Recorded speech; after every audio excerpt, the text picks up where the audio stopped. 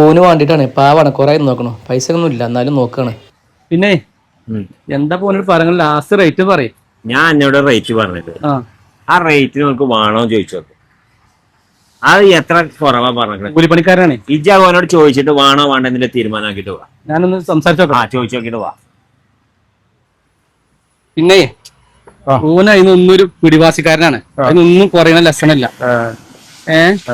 ഓൻ നമ്മുടെ ബന്ധമുള്ള ആൾ തന്നെയാണ്. ഞാൻ പറഞ്ഞ ഒരു ബൈക്ക് എത്തിച്ചിരിക്കണു.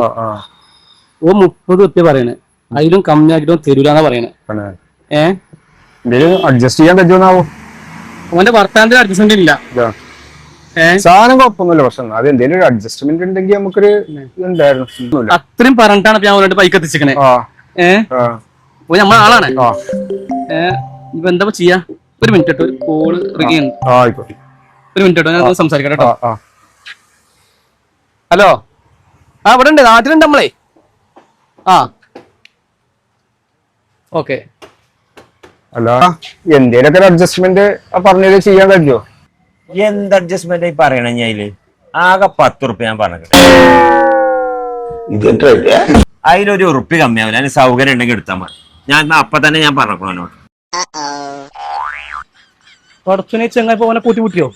കൊളാക്കിയല്ലോ. ഇനി ഇവിടെ നിന്നാ ശരിയാവൂല.